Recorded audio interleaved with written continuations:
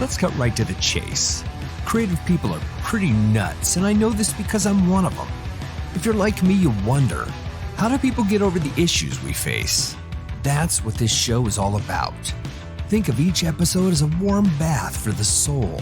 We're all in this together, so let's do something good with the time we have left. This show is my love letter to the human condition. This, my friends, is Sentimental Illness.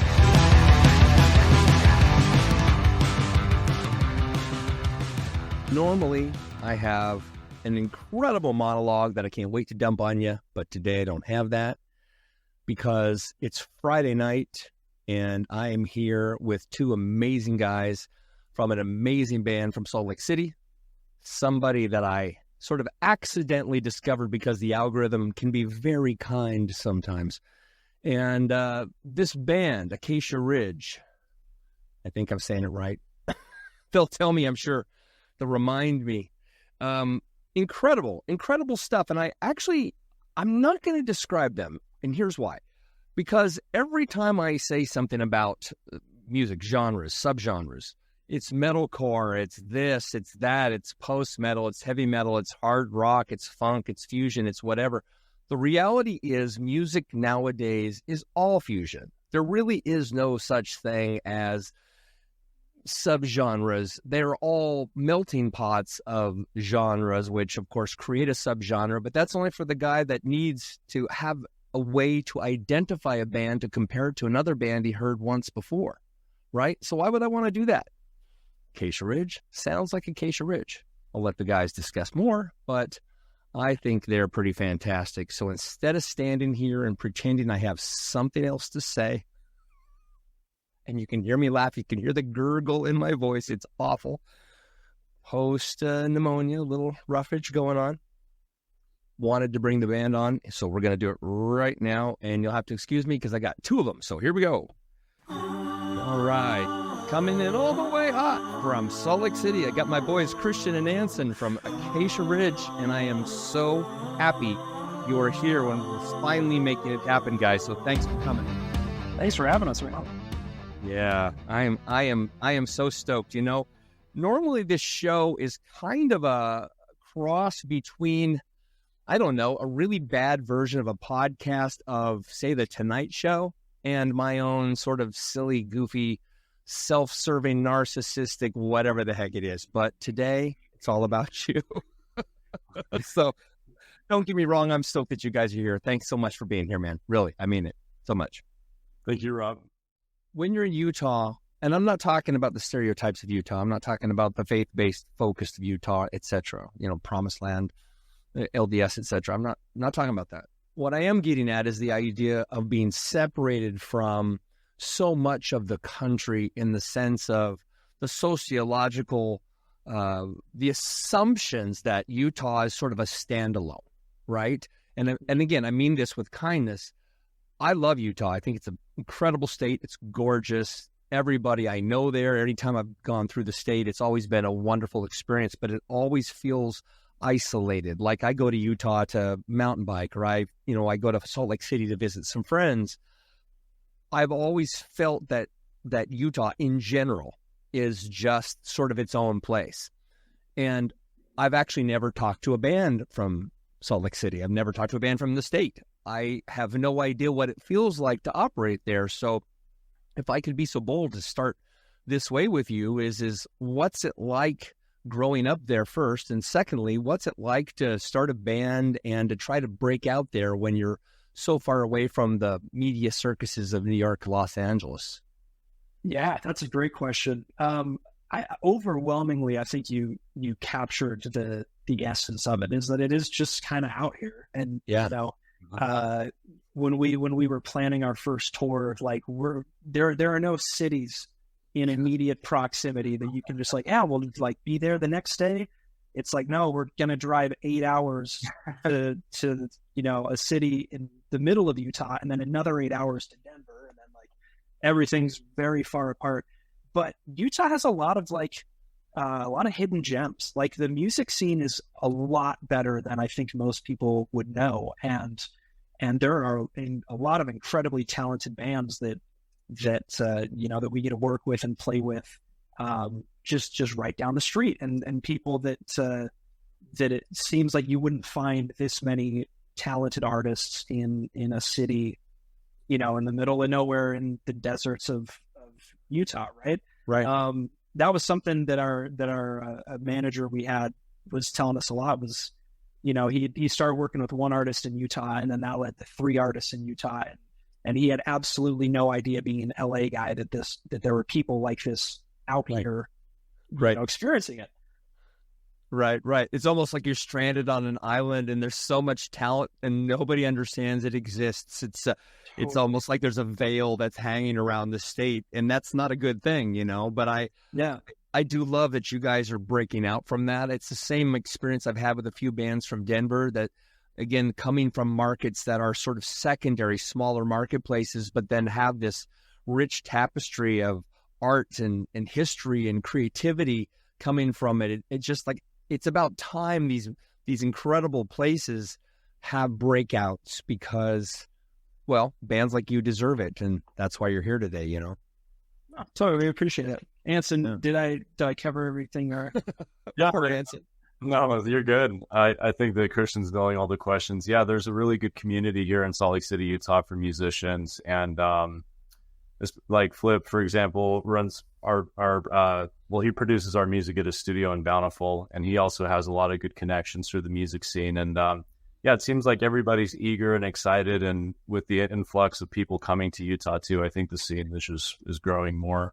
That's a good thing to call out. Utah, I want to say 2 years ago, had 3 of the top 10 fastest growing cities in the nation in it. So there's a lot of talent here already, but also it's growing really fast. So everyone's, I think, trying to get ahead of the curve and trying to become like a local staple, so they can kind of ride that influx of traffic upward and outward, So what are the 3 cities? I mean, when I think of Utah, I can only think of like 3 or 4 that pop, right? Salt Lake City, Provo, Orem, and then St. George down in the bottom. You know what I mean? You got 2 of them. So Provo and Orem are right next to each other. So Provo was one of them, that whole area. St. George was the other. And then the third, I want to say, was Ogden, which is a little further north. So, yeah, Salt Lake is growing fast, but those 3 were outpacing it. Yeah. It's so funny.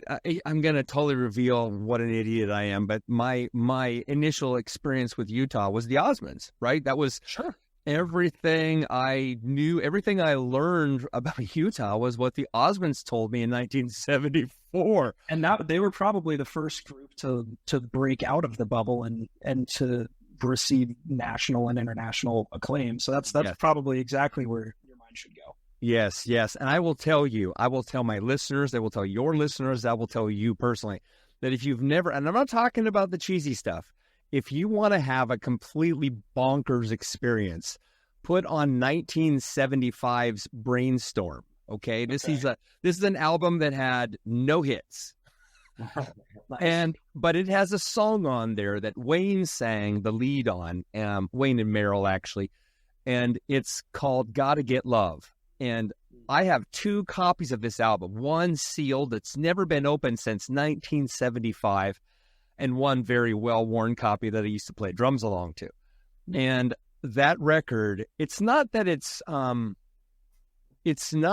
recorded so well or even performed that well. It's that it's bonkers. That it is so not what you expect the Osmonds to be. One, when it rocks, it really rocks. And when it's goofy, it's really, really weird. I mean, it's a great record, and I highly recommend everybody check it out. So 1975, Osmonds Brainstorm, okay?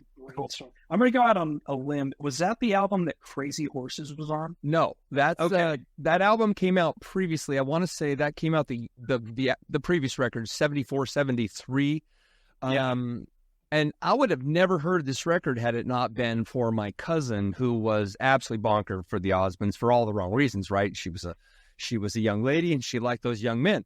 But she played it all the time at my grandfather's house. And so every summer I would go and hear a different record. And sure enough, there's that fantastic. Gosh, it's so good.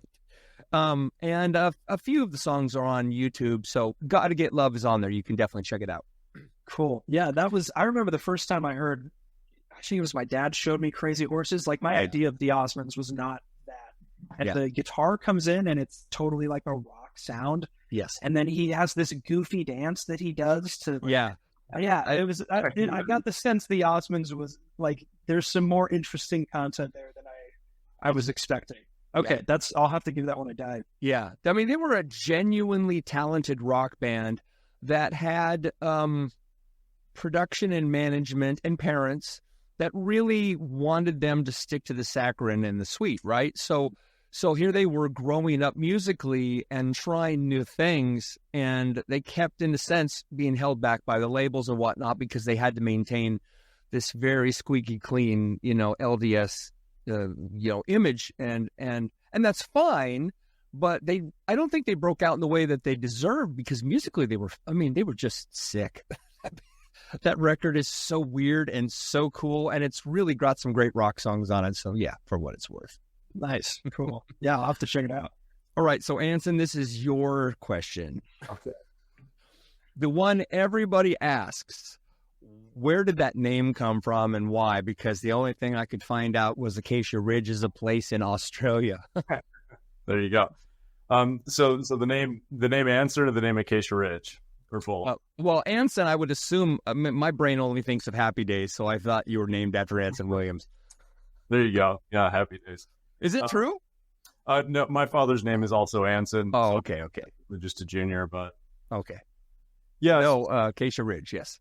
Yeah. So the meaning of Acacia Ridge, I feel like we're still trying to maybe find a very good definition and meaning that might make it a little bit more exciting. Where it originated, our guitarist Flip went on a mission and over to Australia, and one of the towns he was staying in was Acacia Ridge.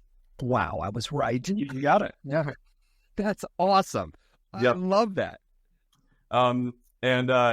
It's just funny that I guess, of course, bands names have a lot of meaning, and you bring them up and you ask the band members what they mean. I feel like personally, I've been trying to find like a cooler meaning for us to start to latch on to for better imagery. Right.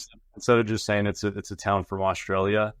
I was kind of searching around, and I found this definition that I thought was cool, and Christian doesn't know. I'm hearing this for the first time. Yeah. This is totally just for myself. Okay. But I thought this was kind of cool. Acacia is of spiritual significance in that it symbolizes regeneration, perseverance, and integrity. The evergreen nature of this tree denotes the immortality of the human spirit. The ancient Egyptians made funeral wreaths of acacia. And so I thought that was kind of interesting. And like, if we wanted to maybe be a little bit more interesting and start to try and, create some imagery, maybe that, other than saying it's a town from Australia. Right. Yeah. Yeah. But, a lot of bands are named after streets, man. I mean, North Lane is named after a street. Right? Cloverfield, the movie, is named after 2 streets. I mean, there's all these weird, bizarre reasoning behind things, but then they stick after a while, and you can't imagine it any other way. And, I'm not cautioning you, Anson, but I would say that when I think of Acacia Ridge, I'm thinking of exactly what I've experienced from Zero, which isn't, they're an Australian band, or they're named after something from Australia. It was just a name. It's just that simple. And I'm not saying you're doing this. So all of a sudden I'm like a dad, but just hear me out. Trust me on this. Sure. I grew up in the church, right? I absolutely am a Christian. I'm a very, very bad example of a Christian, but I am a Christian man. Okay. And I'm not afraid of talking about that, but I also admit that just from a sociological perspective, I am uncomfortable talking about it, even right now when I can be so bold as to say it out loud, right? And I think that's because, we've been taught over the years that if we say something like that, it means we must align with something that is going to be dissonant with everybody else. And that's not true.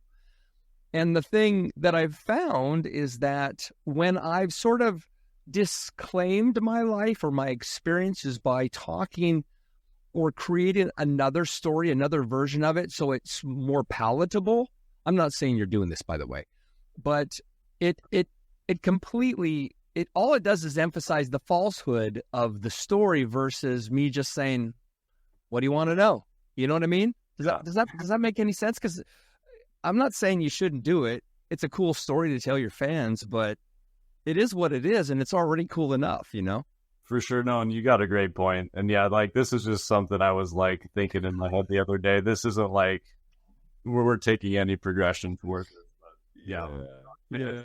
I'm an awful person, Anson. I'm sorry. I'm really not trying to tell you what to do and like in front of everybody, like bring you down. No. You're awesome, man.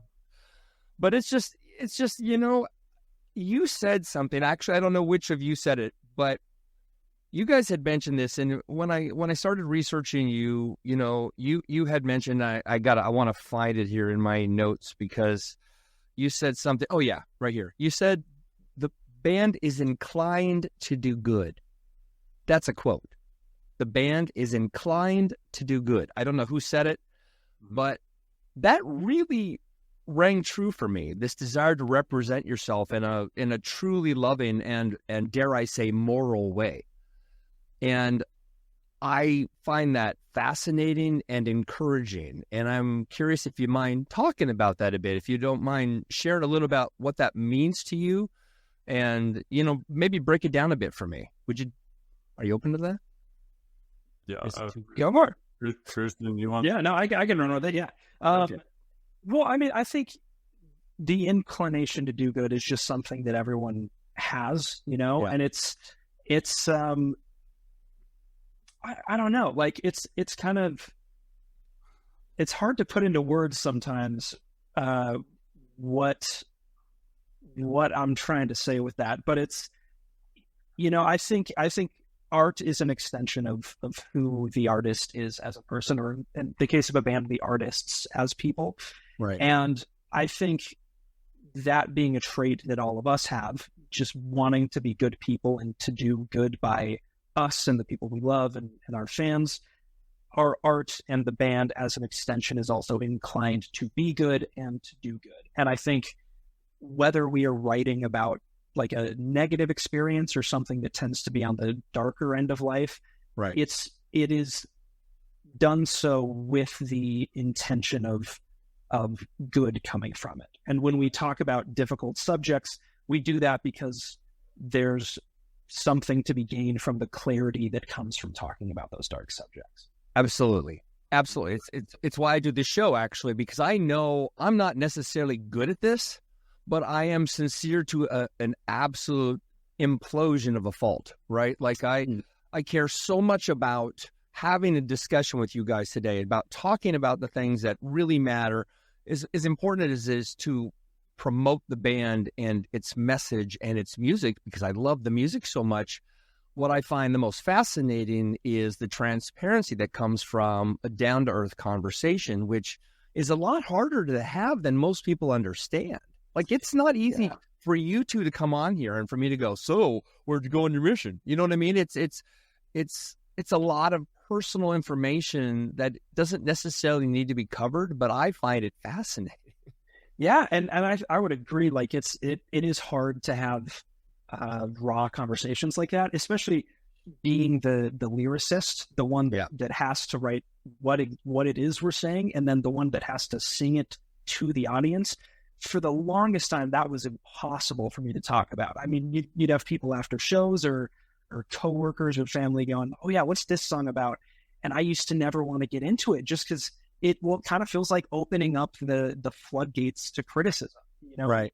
When it just is what it is, and it, you know, is a piece of art, you don't have to defend it, and to pick at it and to analyze it is it's difficult to do. So I certainly love when you're able to get past that boundary of a difficult conversation and to actually start to play with some of the ideas being used there without the fear of needing to defend your ideas. So I completely agree. Yeah. Yeah. I know I'm talking a lot here, but I think it's so important to have a perspective of, again, of transparency, but it really is about shedding every ounce of fear, and not for the sake of speaking about rough images or, or tough topics, or, exposing some terrible tragedy that happened in your life because it might help others. I mean, those are all important things, but what it really is saying is that I was made for this moment. I was made to connect to these two humans on the other side of the internet. I was made to experience a potential new friendship. And the idea of bringing fear to that, well, what kind of relationship would we develop if I tell you a partial truth? And not that you need to know if I've had testicular cancer or fathered 14 children. What you need to know is that I'm sincere in my beliefs, in my words, that I speak to you about your music because I genuinely enjoy it. And that's what I'm seeking from you. So yeah, I just love what you're saying, that it's so hard, but just running away from that fear thing is what's going to change it for everybody, Totally. Yeah. And I think that's something we try to do, is to run headlong into fear. Just if we're making a creative decision that is intimidating, we often lean into that because it's a sign that we've brushed up against our comfort zone and there's room to expand from there. Yeah, that's so true. So you're writing the lyrics, Christian, but are you writing melodies, or is that primarily Anson, or who's writing the melodies? Who's putting together the that back end of it, the bottom of it? It's a good, Anson and I we do most of the writing. Would you agree with that, Anson? Yeah, I would say that. Yeah. So it's kind of, I mean, I feel like the lyrics and the melody, at least how we do it, they usually get developed side by side. So a lot of the melody, I think, comes from me, but Anson will write something, and Anson tends to take some creative leaps that I usually wouldn't think of, and then oftentimes has to give me a few ideas for where the melody fits in that. So it's kind of a, we both play with it. And usually Christian actually reels back the idea and has it make sense and have it be constructive, and so that's cool. But that's how it works. Again, most people don't understand this if you're not in a band, but it's not just a communal effort. It's a marital effort. I mean, you are literally married to these other guys. Okay, not literally, figuratively married to these other people in this band because you're committed to what Acacia Ridge is, what it's saying, what it sounds like, what it represents, the themes, right? It's not just the music, it's not just the melody, it's not just the rhythms, it's the feel, it's what precedes you that comes into a room, it's what fans anticipate when they go to see you open for a major act, or when they see you headline. They're there because of a feeling that you've generated. What's your take on that? Oh, go for it, Anson. I'll follow you. I think that's great. We're really big about making it an experience instead of just a song that goes from beginning to end. And I think as time goes on, even our own music, like, I understand it more deeply because I feel like growing up and to where I am now, I've really focused on the melodic and the instrumentation side of things. Yeah. Because I've always, worked with instruments. And it hasn't been until recently that I've actually super focused on the lyrics that Christian has created, and actually noticing his vulnerability of kind of opening up and sharing his, meaning of what the lyrics are. And I think that that's really cool and opens up another perspective for me as well to kind of see what the music is showing and telling. And so I think conveying those things to the crowd, I think that's a really awesome aspect of it. Not sure if that answers the question, but you could add to that, Christian. Yeah, well, I think making the live show an experience is probably how I would have put it too. And it's kind of crazy how far you have to take like a lyrical concept or an emotion you're writing a song about to make it that way, Yes. And like when we first expanded our light show and we had bigger lights behind us that I could program to do more in-depth things, I had to sit down for a whole afternoon and be like, okay, what color is loneliness? What does loneliness look like on stage? Or what does, and so to have to tie all those things together is honestly a whole thing on its own. But it's something we strive for, is making it feel like a polished product instead of just a series of songs that we stood up and played. Yeah. Yeah, it's interesting that you say that too, because I literally thought about the fact that today I was going to make my room green. Yeah. And for real, like it was pink this morning. I'm like, I think I'll make it green. I never make it green because it's one of the weird colors, but it sometimes thematically it really works. Yeah, well, and that's the thing is I started to have fun with picking colors that were a little unexpected. I mean, it's really easy with metal. Everyone expects to see red lights. Yes, of course. It's just like a breakdown hits and it's red and it makes perfect sense. So it was fun to try to mess with that. And I'd find out that if you make the lights orange instead of red, it's not quite as heavy and intense. And it is kind of nice to have the lights reel back the energy a little bit at times so you can go harder at others. There's one song specifically that listening to it feels very red, but I decided to go with green because it makes it feel a little more sinister. And that was a fun element to add to the thing. So the song Anarchist, if you ever see that live, green colored because it makes the riff feel kind of reptilian, and it had a fun energy that it brought to it. Yeah. It's so cool that you're saying this too, because it's one of those things I wish I had learned. I started playing when I was very young. And so when I was playing music in bands and trying to be a somebody in the music business, this was in the 80s and 90s, right? And this was an era that you didn't have a lot of examples, meaning you had what you saw on TV, you had what you saw live, but there was no internet. There was no way to see what other bands at your level were doing.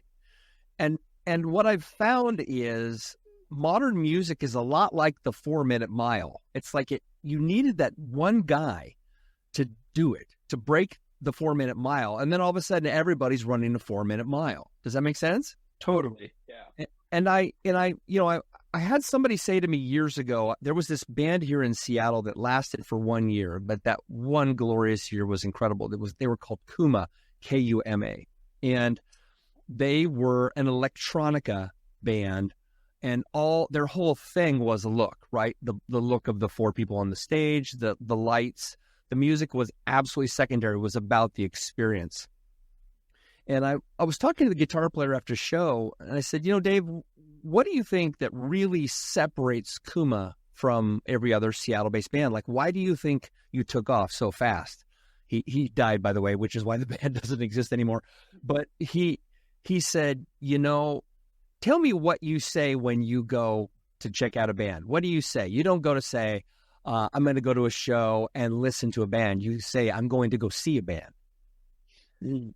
And that simple little shift made me realize, oh my gosh, it was like the one thing I was missing, because I was so focused as a musician myself on the technical aspects, the musicianship, my ability to play 64th notes, whatever, the wow factor of the musicality, almost Zappa-like, versus having a look, having a cohesive thing that an audience can latch onto, because they do need to be taken on a visual journey. The music accompanies the visuals, but the visuals are first live. Totally. Yeah, that's so one of the more defining aspects of kind of how I developed as a musician was as a teenager. I did every year this summer camp that's here in Utah. It's like, think School of Rock adjacent, where they get a bunch of teenagers and arrange them into bands, and you practice songs for a week, and then you do a performance at the end of the week. And a part of that is on like Thursday or Friday or like a day before the show. Part of what you did is you'd gather everyone and you'd do a stage presence masterclass. That was like, look, you guys are musicians. You know how to play The songs sound the way they're supposed to, but the audience can listen to these songs anywhere. I can listen to music driving to work. I can listen to music at the gym. Right. But if I have to drive out there and sit, or stand in a room surrounded by sweaty people and watch the experience, it better be worth watching.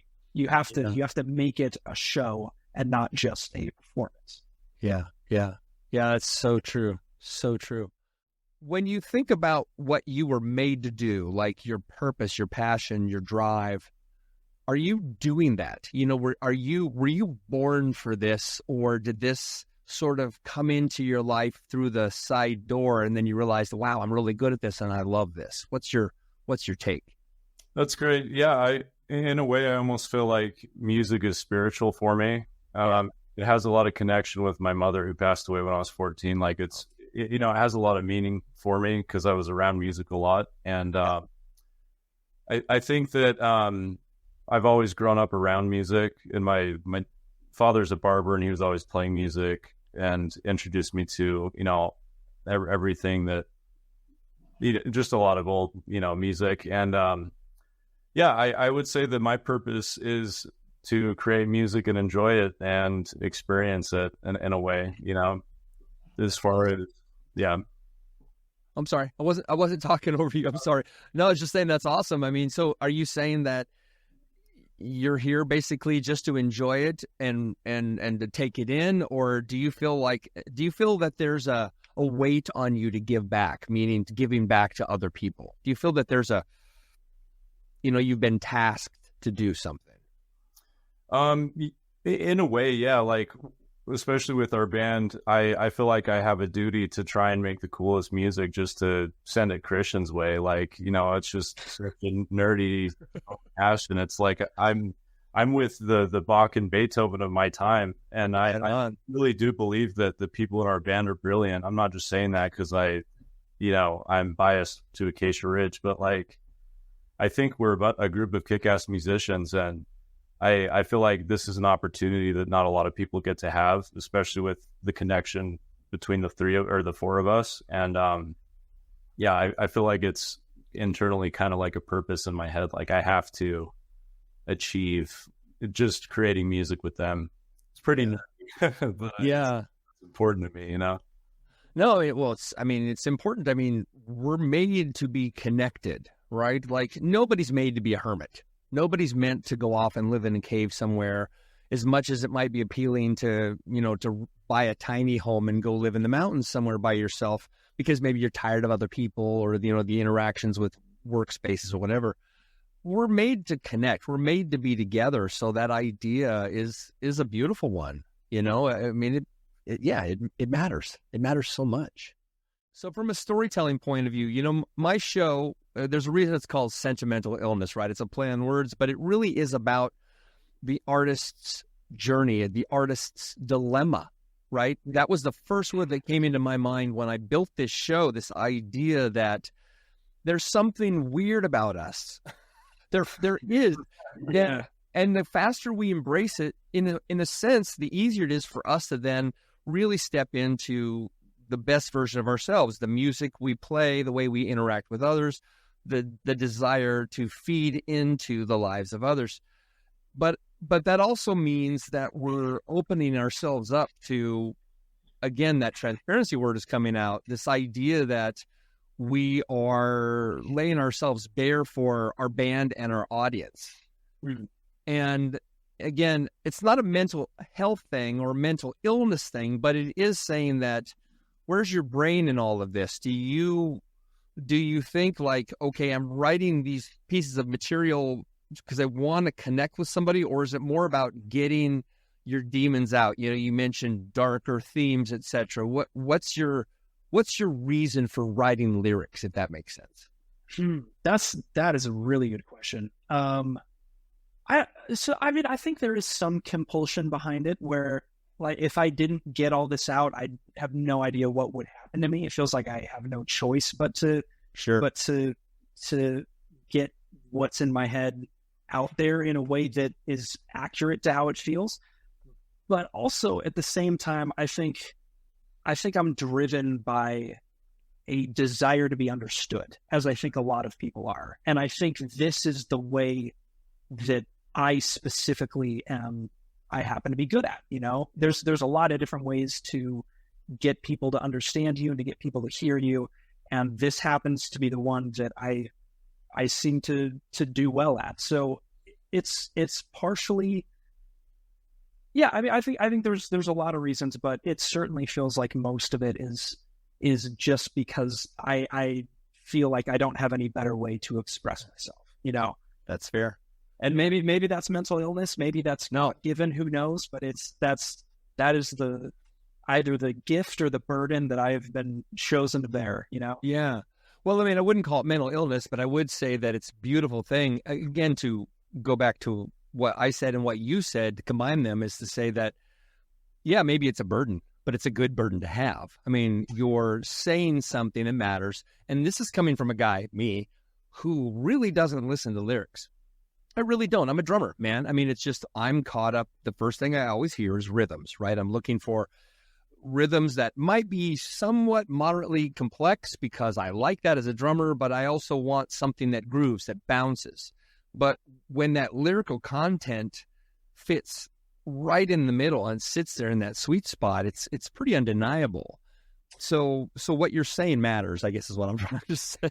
Right. And I think there was a learning period for that, because I'm first and foremost a guitarist. And I think Right. especially on that first album, I took a very guitarist approach to writing lyrics. And it really wasn't until the first few singles we did after that first album that I think I really started to dial in on what I wanted to say and what I was trying to say. Because I definitely listened to the guitar before I listened to the lyrics. I loved the tone and the just the energy that it brings and all the different things you can do with the guitar. So to have to shift like that and to pay more attention to rhyming schemes and how, like, what words to use for what kind of emotion was certainly a learning curve, but it's one that I've kind of learned to enjoy now. Right. Okay, so Anson, you're the bass. I'm a rhythm player. I love the bass. I love the bass. Oh, yeah. I want to ask one dumb, moderately, it's not a technical question, but it is an influence question. Do you like Nolly? Yeah, I think he's done a lot of cool things, especially in the progressive metal world, as far as like bass tone, helping the Dingwall, which I love Dingwall. I think they make fantastic guitars. As far as like the tonality for them, I think they're pretty top notch, and just for playing wise technicality, Right. I saw your axe and I was like, oh, just instantly like, okay, I know what this reminds me of. You know what I mean? Well, both of are both of your Dingwalls the Nolly model? Yeah, they're and so both of them are Nolly. Yeah. Okay. Well, then I caught it. That makes me feel good about myself. Yeah, the tone is sick, man. I love that sound, man. I mean, that's the thing. See, that's the thing. That's what kills me about modern music, and I mean in a good way. Mm-hmm. I'm 58. When I was recording, it was reel to reel. Don't get me wrong. I love reel to reel. I love the sound of 2-inch tape. I love a Studer. I love old school, recording studios and the way the room tone means everything. But I never had a chance to make a super punchy, completely compressed everything up to peak, like these modern records. And the tones nowadays, the sound replacement, the reamping, all this stuff that, heck, I didn't even know what it was 10 years ago.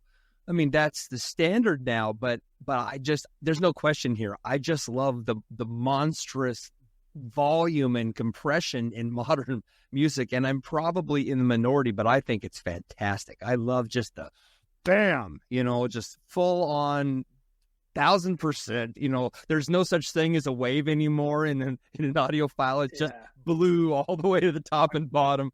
But I love the sound, and I guess what my question would be is who does the producing, who does the mixing? Is that both of you as well? So everything production's in-house with Flip at his studio. Does an awesome job recording our music, and then we send our music to be mixed and mastered to a studio called Uber Alarm Studio in Germany. And we've now I have a really good friend named Manny that mixes our music. Wow. I'm quickly gonna pick at Anson's modesty here, because there's a big part of that he neglected to bring up. That wall of sound feel where like every frequency is accounted for. Anson does a lot of that. I mean, Flip is very knowledgeable on recording and reamping and anything we have to do to get the modern sound.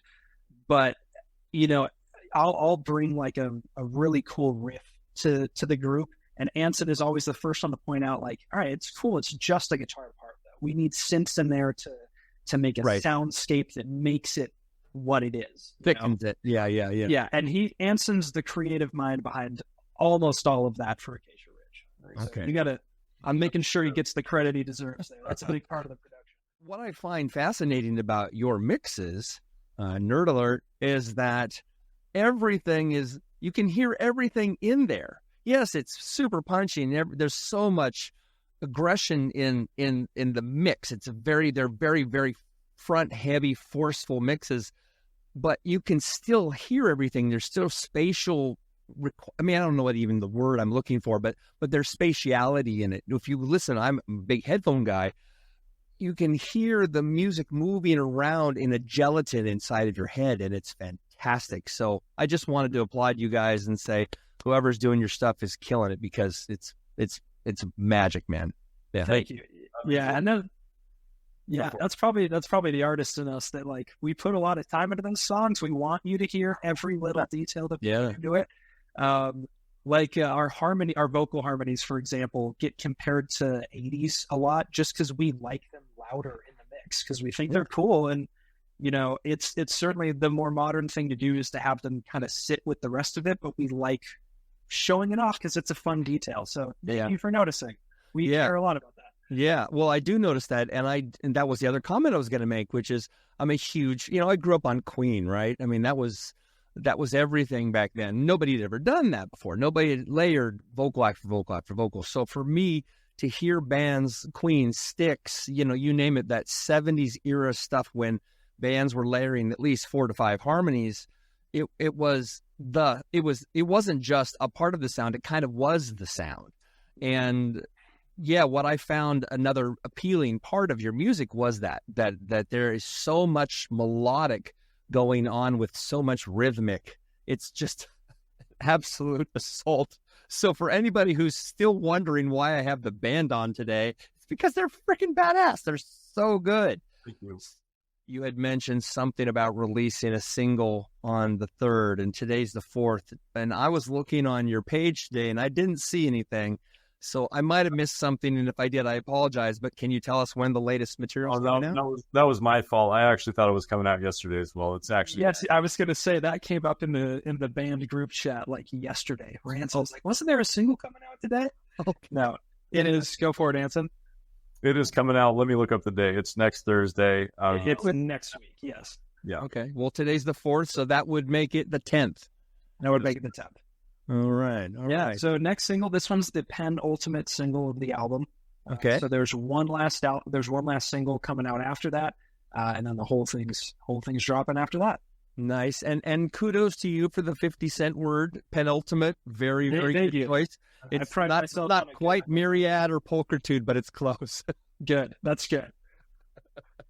Well, look, guys, you've spent a lot of time with me tonight. I am deeply fascinated by you. I so much want you to come on tour, come here to Seattle, see the world. You guys are on the verge of really breaking out. I can see that as your numbers are climbing on your socials. And I guess what I want to know is besides that single coming out on the 10th, like what's next for Acacia Ridge? I mean, are we going to expect a full length, or is it just going to be singles? What you got coming for us? Yeah, so album 2 is coming out before the end of the year. That'll be the next big thing. Okay. And then after that, we're kind of looking forward to the open water, where it's just we've been working on these songs for so long and trying to get the right sound that now that it's out there, I think all of us are looking forward to the creative freedom that comes from not building a big project again. It's like, all right, let's try one single where we just go really hard on like underground hardcore stuff and just see how we do with that style. So I think after that album, you're going to see a lot of singles that get kind of weird. I think we're going to get kind of weird with it. Sweet. And I think it's going to be great. Yeah. I love a band that takes chances, especially one that is established in itself, because, you know, you have a built-in fan base now. I mean, you have a predictability to you, and I don't mean that in a negative way. What I mean is you have a sound that I know, that I recognize, for example, as a new fan. And for you to take chances around that, I really, really honor, because I wouldn't call it dangerous, but it's not what bands normally do. So I like that. I like that a lot. There's a band from New Jersey called Float Omen that I had on the show a couple weeks ago, and they've done the same thing. They've made a big change to their approach. They've sort of popularized their sound. What is the band from Thornhill did the same thing in Australia. Yeah. They did the same thing. They went from a metalcore band to almost like a glam band. And I mean, I'm not sure I like it, but I guess what I would say is well, that takes courage, you know, and I admire that. Artistic courage is everything to me. Totally. Yeah. I mean, I just started listening to Thornhill. I think I got recommended that on a subreddit or something. Right. But yeah, no, I love it when bands do something unexpected. That's something that I think we all really get into. Right on. Well, look, guys, thank you so much for peeling off some time for me on this Friday evening. I have had nothing but a great time meeting you and hanging out with you, and hopefully you've made a whole bunch of new fans who can't wait to hear what you're all about, because I'm going to spread the word and give you the love. Thank you so much, man. We appreciate you. It's an honor being on your show. We really appreciate you.